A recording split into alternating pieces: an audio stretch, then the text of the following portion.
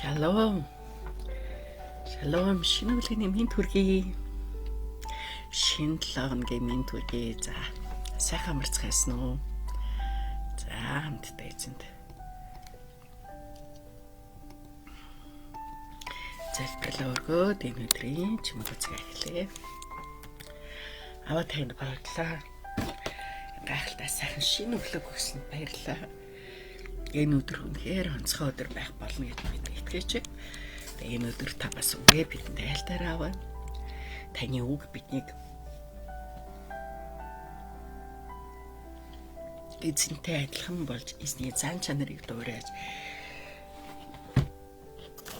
эзний энэ дэлхийдэр бид нараар дамжуулан хийх ажлыг хийхээр төлөвлөсөн Бурхан таны даргаалтай ажлуудад тантай хамтрахад бидний зан чанар, бидний үйлдэл, бидний хандлага бүх зүйл тантай адилхан болж өөрчлөгдөхөд та биднийг удирдаарай.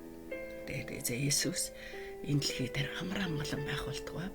Би энэ өглөөж гэсэн та бидэнд энэ амар амгалан өглөөг өөрийн гэр хорондоо, өөрийн орд ирнээс босоод таны өмнө суухын сайхан цагийг өгсөнд баярлалаа эзэн. Энэ цагийг та удирдах гэж Есүсийн нэрээр залбирлаа. Амин. За өнөөдөр бид нар Иохан номын 6-гийн 13-аас 23-ыг уншина.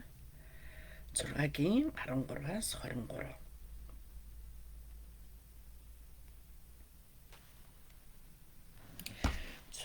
Абшиг 9-ийн 13-аас 20 юу 6 гэсэн ярьж. 9-ийн 13-аас 23 за уншлаа. Урд нь хараагүй байсан хүнийг тэд фарисеучудаар авч ирэв. Иесус амралтын өдрөөр шавар зурч нүдийг нээсэн байжээ. Тэгтэл фарисеучуд түүнээс хэрхэн хараатай болсныг дахин асуусан. Тэр нүдийг минь тэр шавраар шавсан. Би угаагаа тэгэл харж ийн гэв. Фарисеучудын зарим нь тэр хүн амралтын өдрийг сахихгүй учраас Бурханаас биш гэв. Зарим нь нүгэлт хүн тийм тэмдгүүдийг хэрхэн үлдэж чадах вүлээ гэлээ. Тэгээд тэдний дунд хагарал гарав. Тиймээс тэд өнөө хараагүй байсан хүнд дахин тэр чиний нүдийг нээсэн учраас түүний тухай чи юу хэлэх вэ гэхэд тэр бол иш үзүүлэгч гэв. Тиймхүү түүнийг хардаггүй байж байгаад хараатай болсонд нь евдээчүүд итгэсэнгүй. Тэр хүний эцэг эхийг дуудахад хүрчээ. Тэд эцэг эхээс нь хараагүй төрсөн гэж та нарын ярьдаг хүч энэ мөн үү? Тэгвэл одоо тэр яаж харж байна гэж асуув. Эцэг их нь тэдэнд энэ хүн маань гэдгийг болон хараагүй төрснийг бид мэдэж байна. Харин одоо тэр яаж харж байгааг бид мэдэхгүй. Нүдийг нь хэн нээснийг ч бид мэдэхгүй. Өөрөөс нь асуу. Тэр нас бид хүрсэн. Тэр өөрөө хэлэг гэв. Эцэг их нь евдээчүүдээс айсан тул тэгж хэлжээ. Иесусийг Христ мөн гэж хүлээн зөвшөөрсөн хүн синагогоос хөөгдөх ёстой гэж идэвчэд нэгэнтээ шийдсэн байлаа. Тиймээс эцэг их нь тэр нас бид хүрсэн өөрөөс нь асуу гэжээ. Амин. Амин. За өнөөдөр Унсэсгийн банд Библийн тайлбартаар юу гэж байна гэхээр зовлон эдэлж байхад гэсэн арчигтай. За сохор хүний эдгэрсэн өдөр нь амралтын өдөр байсан тул фарисеучуд амралтын өдрийг зөрчсөн гэж Иесусийг баривчлахыг оролдов. Бицээд усан сангийн дэрэгдэх 38 настай Илийг эдгээсэнтэй адил сохор хүнийг эдгээсэн нь мөн л амралтын өдөр болсон. Шашны өдөртөгчид амралтын өдрийг зөрчсөн гэж Иесусийг баривчлах гэж оролддог боловч энэ хэсэг зөрчил үүсдэг. Хууль зөрчсөн хүнд хараагүй хүнийг хараатай болгох хүч бий юу? Энэ нь хүмүүсийн өөр хоорондоо зөрчилдөд хүргэдэг. Энэ үед сохор хүний амнаас дараах хүчил гардаг. Тэр бол иш үзүүлэгч. Ийхүү хараагүй хүн Иесусээр дамжуулан бие махбодын гэрэл сүнсний гэрлийг харж эхэлдэг боловч фарисеучуд Иесусийг хараагаа алддаг. Сохор хүний эцэг эхэн синагогоос хөөгдөхөөс айсан тул Иесийг Христ гэж хүлээн зөвшөөрдөггүй. Харин хүүгээ сохор байгаад хараа орсон гэдгийг гэрчилдэг. Гэхдээ ийм энгийн өчөж гэсэн фарисеучуудын сэтгэлийн төгшөөрийг эсэхэд хангалттай байв. Бурхан гэж юм бэ? Тэрээр төрөлхийн хараагүй хүнийг эдгээж өргөжлөө ба чөлөөлтийг тунхаглаж амралтын өдөр жинхэнэ амралтыг зөвшөөрсөн. Сүнслэг харанхугаас авагдсан бидэнд өгсөн энэ өдөр эзнээс өгсөн амралтад талархаж амьдарч байна уу? Надад өгч байгаа сургамж юу вэ? Иесус гэж хинбэ гэсэн асуултын хамгийн хүчтэй хариулт нь теологийн талаас хариулсан хариулт биш юм. Иесусээс болж бидний амьдрал өөрчлөгдсөн бодит гэрчлэл юм. Өнөөдөр миний амьдралын гэрчлэл юу вэ? За өчигдөр бид нэр уншихад Иесус гэж хүн гэж ингэж хариулж яасан тийм үү? Энэ төрөлхийн хараагүй хүн. Иесус бол хүн. Иесус гэдэг хүн миний нүдэнд ингэж нээсэн гэж хэлсэн. За өнөөдөр болохоор юу гэж байна? Тэр чиний нүдийг нээс учраас түүний тухай чи юу хэлэх вэ гэж асуухад тэр бол иш үзүүлэгч гэдэг. Одоо нөгөө живийн нэгэн хүн гэдэг байдлаас одоо иш үзүүлэгч гэдэг арай өөр төвшинлөө гаргаж ярьж эхэлж байна тийм үү? За тэг хамгийн гол асуудал нь хуулийг тагж байгаа тэдний хувьд амралтын өдөр энэ зүйл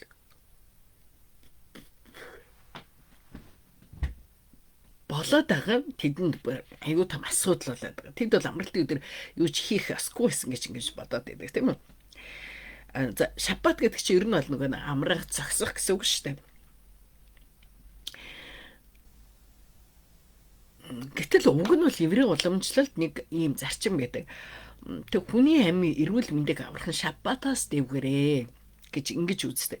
Гэтэл Иесус яг энэ л зорилгын дагуу энэ зарчмын дагуу одоо ингээд уламжлалын дагуу хүмүүний хүмүүсийг эдгээсэн байхад тэд нар харин юу ч хэлж байна. Тэд нар үгүй амралтын өдөр бол юу ч хийх ёсгүй. Бүр ингээд тэнд нүдэн дээр гайхамшиг болж штэ төрөлхийн хараагүй хүн хараатай болсон байж хаад тэд нар энэ гайхамшигыг харахаасаа илүү энийгтээ бурхан л хийж чадна гэж харахаасаа илүү сүнсний хараагүй байсан учраас тэд нар юуг яаж эхэлж байгаа. Тэд зөвхөн л амралтын өдөр гэж хуулийн дээр бүх асуудлаа тавьж эхэлж байна. За тэгэхээр хүмүүсийн сүнсний хараа үнэхээр бодвол тэднүүд хизээч тэг хайр, ивэл, нэгүсэл тийм зүйл мэдгүй. Одоо тэр хүмүүс тэг хараа орох нь чухал биш. Өвчтэй чигээрээ байж ивэл гэж ингэж бодох хэвлэлд байдаг гэсэн тийм. Тэгэхээр өнөөдөр ч гэсэн энэ дэлхий дээр тэ сүнсний хараагүй хүмүүс ямар муу мухад зүйлүүд хийж байгааг бид харж байна тийм үү? Тэд нэр хизээч тэг хүмүүсийн бүр хайрлж тэг хүмүүсийн хайрлах тийм зүйлийг хүртэл хайрлж чадахгүй өнөөдөр маш ноцтой зүйлүүд хийгдэж байгааг тэг дайан дажин болж байна. Энэ бүхнийг харж байна. За тэгэхээр хүмүүсийн хамгийн гол нь хүмүүсийн хараа нэгдэх хэрэгтэй байгаа. Тэг за тэгээд энэ дээр бид энэ унсын сектембрийн ер нь 3 төрлийн юм гарч ирээд байна шүү дээ. Нэг нь багаар хараа ороод Иесусийн хийж байгаа зүйлийг ойлгож гэлж байгаа. Яг өөрийнх нь бие дээр тохиолдсон учраас төрөлхийн одоо хараагүйсэн хүн те. Хоёр дахь нь болохоор эцэг эхчүүд. Эцэг эх нь болохоор хүмүүсээс айдаг. Хүмүүст тааруулж хариулдаг ийм хүмүүс гарч эхэлж байна тийм үү. За тийм хүмүүс бас зөндөө байдаг те. За тэгсэн чинь 3 дугаарт болохоор яаж байна. Харин Иесус ямар өдөр хүнийг идгэв вэ? Тэр хүнийг төрөлхийн хараагүй хүнийг идгээчлээ гэдэг энэ бүр халелуя гайхамшиг болж байна гэх ёстой байтал тэхгүй Иесус ямар өдөр Иесусийг яач вэ гэдэг. Тэгээ хүмүүс нэг синагогоос одоо хөөгтчихгүй хамт олноосоо хөөгтчихгүй гэсэн тэр айцсан дунд ингэж байгаа эцэг их гэдэг ингээд хүмүүс янз харагдаж байна тийм үү. Тэгэхээр өнөөдөр ч гэсэн хүмүүсийн хувьд яг л адилхан байдаг те. Эзний хийж байгаа ажлыг харж эхэлж байгаа, харж идэг те. Зарим нь хардаг, зарим нь харахгүй. За ингээд ямар ч гэсэн эзнийг мэдээж таних мэдж байгаа хүмүүс байдаг. Зарим нь болохоор ерөөсөлтөө эзнийг шүүж идэг. Танаа бурхан чи тийм хиймтгсэн ингэсэн гэдэг ч юм уу те. Эсвэл эзэнд итгэсэн хэрнээ эзнийг бас шүүж идэг хүмүүс байж идэг. За зарим нь болохоор ерөөсөл нэг хүмүүс тааруулж идэг те. Хүмүүс тааруулж яадаг ийм хүмүүс байдаг. За тэгэхээр энэ дээр нөгөө синагог ялангуяа тэр эзэхэн синагогоос ингэсэн байна шүү дээ. Эцэг нь юдэчүүдээс айсан төлтөгч хэлжээ. Иесусийг Христ мөн гэж хүлээн зөвшөөрсөн хүн синагогоос хөөгдөх ёстой гэж юдэчүүд нэгэнтэй шийдсэн байлаа. Тиймээс эцэг нь тэр нас бид хүрсэн өөрөөс нас өгчээ. За тэгвэл энд хүмүүс энэ эцэгчүүд нэг зүйлийг ойлгохгүй. Бурхан биднийг хэлдэг. Тэ та нар бол өөрсдөө синагогд одоо тэ өөрөөр хэлбэл сүм цуглаан гэдэг бол ямар нэгэн барилга чухал биш ээ. Тэ энэ бол юу синагог гэдэг бол өөрөөр хэлбэл сүм гэдэг бол чи өөрөө чи юм гэж ингэж бидэнд хэлдэг. Тэгээ хүнийг бүр бид нэр сүм гэж хэлдэг тийм үү. За тэгээд эзэн үнэхээр биднийхтэй тэр хүмүүсээс нийгмээс тусгаарлагдах гэр бүлээс нэр хүнд унах тий ингээд тэдний амжиргаанд ялангуяа синагогоос хөөгцснөөс болоод амжиргаанд нь нөлөөлөхгүй гэсэн тэр айцаа даваад бүр ингээд яаж ч утсан тийм үсттэй өөрийнх нь төрөлхийн хараагүй байсан хүүхэд нь хараатай болвол энэ ямар гайхалтай зүйл үлээ. Тэгэхэд энэ зүйлийг хүлээн зөвшөөрөөд эснийг алдаршуулад эснийг гэрчлэх хэн уун чухал байгаа шүү дээ. Тэгээсээ гэж ингэж эзэмсэн баха. За тэгэхээр эндээс бид нар янз бүрийн хүмүүсийг харж байна. Тэр хүмүүс гурван төрлийн хүмүүсийг харлаа тэр хүмүүсийн бурхныг хандж байгаа явдлыг бид харж байна. Тэгэхээр өнөөдөр бид нэр эзнийг яг тэг гэрчилж амьдраад бурхнаас өгж байгаа тэр амар тайван дотор, эдгэрэл дотор, чөлөөлтөр дотор бид нар баяр талархалтай байгаад бид нэр сүнсний хараатай байж тэ сүнсний тэр хараагаа алдсан амьдралаар амьдрах биш. Бид нэр сүнсний хараатай байж энэ дэлхий дээр юу болж энэ зүйлийг бид нар сүнсний зүйлээр харж сурах нь аюул чухал байгаа.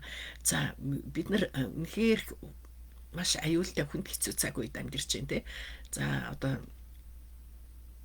энэ дайн тэг унтаал өглөөс ирэхэд дайн болцсон байж шүү дээ те. Бид нар ч ямар хамаатай юм бэ гэвэл тийм биш. Ойрох дорндод зэн алтан тий ойрох дорндод болж байгаа дайн бидэнд хамаатай биш ээ гэж ингэж бодож болохгүй. А яагаад гэвэл өнөөдөр тэр дайн ямар нэгэн байдлаар бидний гэнтгэл нэг өдөр бидний амьдрал руу ороод ирж болцсошгүй ийм зүйлүүд байгаа тий. Дайн гэдэг нь хоёрдугаар болохоор жишээлбэл одоо манай алтан туяа гараад ирсэн байна Японоос. Иран одоо тий дайн болж байгаа эсвэл мэдэн дээрээс яхад Японд маш их нөлөөлнө. Японы эдийн засагт маш их нөлөөлнө. Япон одоо тий Иранаас юм авдаг гэдэг тий. Тэгэхээр Иранд маш их нөлөөлнө гэсэн ийм зүйлүүд гарч ирж байгаа тий.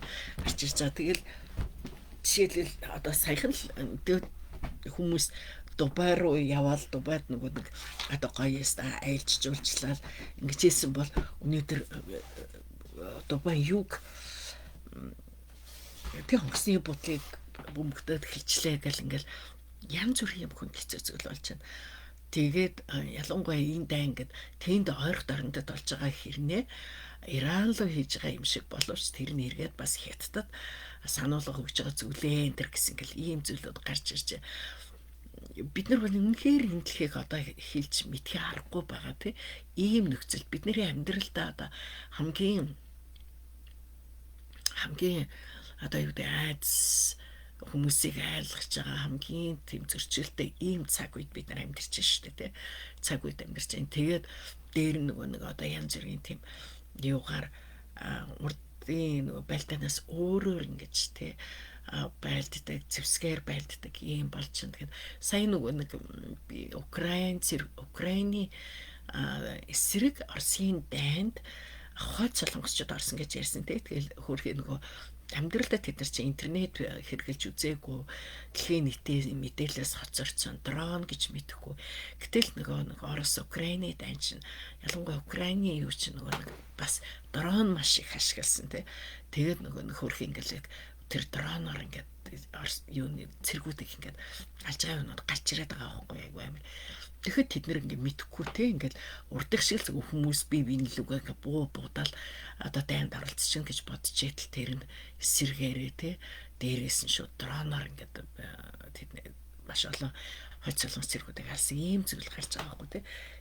Тэр ямар ч хамаагүй хойд солонгос хүн хүртэл тэр дайнд ингээд хүмүүсийг татаад оролцуулсан ийм зүйл болж байна. Өнөөдөр бид нар хамгийн их залбирах цаг үе байгаа. Бид нар хамгийн их залбирах амар тайвныг тогтоож гэж амар тайвныг тогтоож гэж гэл энэ залбирал өнөөдөр юу юмнаас илүү чухал байна гэдэг дэлхийн 3 дугаар дан эхэлчлээ гэдэг хэр хэдэн жил хэр удаа яаж үргэлжлэхийг бид мэдэхгүй шүү дээ тийм учраас бид маш сайн зүйлийн тэг энэ дайны эсрэг энэ дайн өдөөж байгаа хүмүүсийн тэг хүмүүс тэд бурхнаас эмээх болтугай гэж залбирах нь аягүй чухал ийм цаг үед байна. За тэгээд бид өөрсдөө бас бурхныг илүү таньж мэдэх Бурхны хүслийг даган үйлдэх нь хамгийн чухал байгаа. Өнөөдөр бидэнд бас үнэхээр Бурхныг дагаж дуурайж амьдрах тэрл өдрөө тэрл мөчүүд бидэнд хамгийн чухал. Бурхнаас илүү зурах тийм амьдрал бидэнд маш чухал. Ийм цаг үед бид амьдарч байна. За юм байна. Тэгэхээр бүгдээ Бурхныг гэрчилж амьдрээ. Ялангуяа та сайн мэдээ ярих ёстой. Яа Бурхны бас сануулад сайн мэдээ яриараа гэж сануулсан. Тэрл хүмүүстэй бас сайн мэдээ яриа. Энэ аюул чухал цаг шүү дээ. Тэгээд эзнийг гэрчлэе. Яг өөрөөсөө бид эзнийг гэрчлэх нь аюул чухал ийм цаг байна. Тэгээд хүмүүс тааруулах биш тий Бурхан тааруулаа. Тэгээд бас орчин үед болж байгаа энэ зөвлүүдийг бид бас харж чадах тийм сүнсний зөв хараатай байхын тулд эзнээс гойн залбирцгаая. Тэгээд үнэхээр бидний сүнсний нүд нэгдэх хэрэгтэй. Тэгээд христчин хүмүүс яг энэ орчин үед болж байгаа үйл явц, дэлхийд болж байгаа үйл явцыг яг эзний тэгээд хараагаар харж сурч түүний энэ дэлхийн төлөө залбирдаг ийм бах нь хамгийн чухал байгаа. За юм байна. За эзэвэх болтугай. Та юу ойлгов, юуг мэдрв, юуг амьдралдаа хэрэгжүүлэх вэ? Бурхан гэж юм бэ? Бурхан биднийг хараатай байхсаж хүсдэг. Тийм үү? Тийм учраас Бурхан тэр амралтын өдөр өдрөөс хамааралгүйгээр Бурхан төрөлхийн хараагүй нэг хараа оруулсан. Бид ч гэсэн төрөлхийн хараагүй сүнсний хараагүй хүсдэг. Бид хараа орсон. Бурхан үнэхээр биднийг тэг хараа ороод түүнийг гэрчлээсэй гэж хүсдэг. За тэгвэл надад өгч сургамж юу вэ? Бид нэр илүү тэг анхаарал тавьж харах нь айгүй чухал. Бидний орчин тойронд ямар хүн байна, юу болж байна, хэн яаж байна, тэг энийг анхаарах нь айгүй чухал. Чухал. За тэгэд амьдралдаа юу хэрэгжүүлэхээ бид нэр эзнийг гэрчлэх хэрэгтэй тийм үү? Эзнийг гэрчлэх хэрэгтэй. Эзний тухай хүргэлж ярьдаг байх хэрэгтэй. За юм байна. Та юу ойлгов, юг мэдрв, юг амьдралдаа хэрэгжүүлэх вэ? За дэлхийн төлөөх залбирлаар бид нар Бангладеш улсын төлөө үргэлжлүүлэн залбирэн. За өнөөдөр Бангладешийн Христ итгэгчдийн тухай залбирэн. Тэгээд 0.4% те 175 сая хүн амын 0.4% маш бага те 4% нь Христ итгэлтэй гэсэн байгаа. За тэгвэл чуулганы удирдлагын төлөө залбираараа өмнөх хөдөлгөөнүүд мянган хүний чуулганд авчирсан. Гэвч сургагдсан бурханлаг удирдагчийн дутагдал нь эцэстээ олон итгэгчдийн сул дорой өнгөцгөн итгэл өнөвчтэй итгэгчдийг сул дорой өнгөцгөн итгэлтэй болгосон. Ядуурлын бүтэн цагийн үйлчлэгчид болон теологийн оюутнуудын тоог хязгаарладаг чуулганаас сүнслэгээр төлөвшсөн энгийн удирдагчид дутагдж байна. Бусад үндэстний нийгэм адил Бангладешт дагалдагч бэлтгэх хүчтэй үйл явцны эдгээр бэрхшээлийг шийдвэрлэхэд ихээхэн хувь нэмэр оруулах болно. За тэгэхээр үнэхээр Бангладешт бид нар маш 25% гэж үзсэн тийм өчигдөр 25% нь ядуурлын түвшнээс доод түвшинд амьдардаг. Нэн ядуу түвшинд амьдардаг гэсэн. 4 хүний нэг нь. За тэгээд маш цөөхөн хүн эзэнд итгэсэн байгаа. Тэгээд ядуу барил маш их байна гэдэг.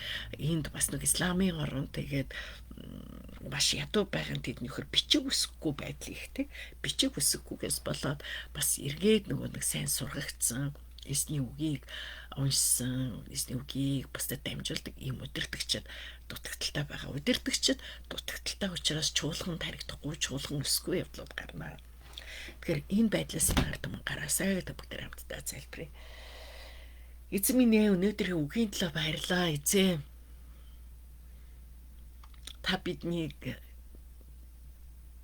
хүмүүс сүнстэй эзнийг мэдхгүй сохор сонсдоггүй тийм байхад та бидний нүдийг нээж үнэхээр Бурхны бүтээсэн энэ дэлхийг Бурхны хийж байгаа энэ Бурхны гайхалтай ажил төлөвлөгөөнүүд харах нүдийг нээж өгсөнд баярлалаа эзэн. Эзэн тэгээд бид үргэлжлүүл өөрийнхөө орчин тойронд болж байгаа энэ дэлхий дээр болж байгаа зүйлсүүд дундаас Бурхны хийж байгаа зүйлийг олж харах хараатай байж сурахад та удирдаарай. Эзэн танд талархаж байна. Та үнэхээр өнөөдөр бидний сүнсний харааг улам илүү хурц байлгаж өөрөөд ялангуяа дайм болж байгаа. Дайны сураг их болж байгаа энэ цаг үед бид бас аврагдаагүй, бид гэрчлээгүй, сайн мэдээ яриаггүй тэр хамгийн ойр дотны хүмүүс биднэрт самбарны сануулсан тэр хүмүүст сайн мэдээ түгээж амьдрахад, гэрчилж амьдрахад ариун сүнс бидний өдөр дараа. Эзэн тэгээд бидний хараа бас үргэлж Бурхныг хараагаар энэ ертөнцийн дэлхийг харж суралцахад та бидний хөтлөөрөө. Тэгээд бид залбирч байна эзэн. Бид Бангладеш улсыг танд өргөж байна. Энд ялангуяа чуулгануудыг та сайн удирдагчдаар та хангаж босгож өгөөрэй эзэн.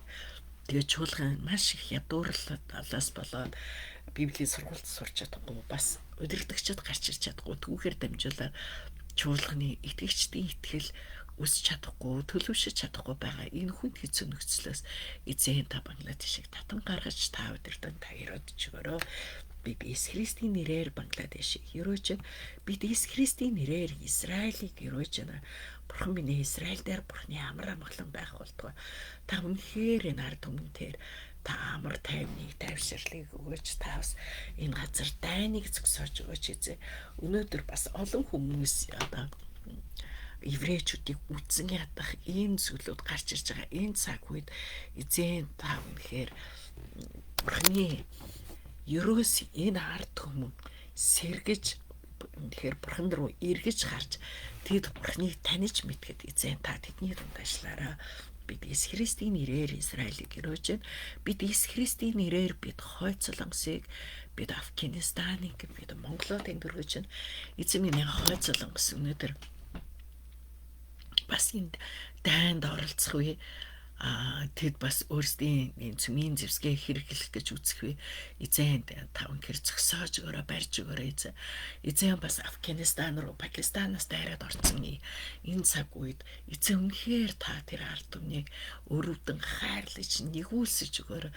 Талибануудын хүлд үнэхээр зовж ядарч үлсэж үлбэрч байгаа энэ лавкан хүмүүстэр эзэн та нэгүслэ болгож өгөөч. Эзэн тэднийг та босгож өгөөч, тэднийг та сэргээж өгөөч, тэднийг та өөрчилж өгөөч. Эзэн минь та Хойд Солонгосыг та нээж өгөөрэй эзэн. Хойд Солонгосыг үнэхээр энэ олон жилийн хаагдмал байдлаас тэр ард түмнийг гаргаж дэлхий рүү гаргаж тэгээд бас дэлхийд нээлттэй болж тэр ард түмэнд очиж орж туслах тэр л хүмүүсийг та босгож өгөөч. Бид Иесус Христийн нэрээр бид Монголоо өргөж эзэн Монгол улс маань дайны хөлөөс холох болтугай. Монгол улс маань эдийн засгийг сайхан хамгаалаараа Монгол улс маань үнэхээр зөв сайн удирдагчдыг босгож өгөөрэй эзэн.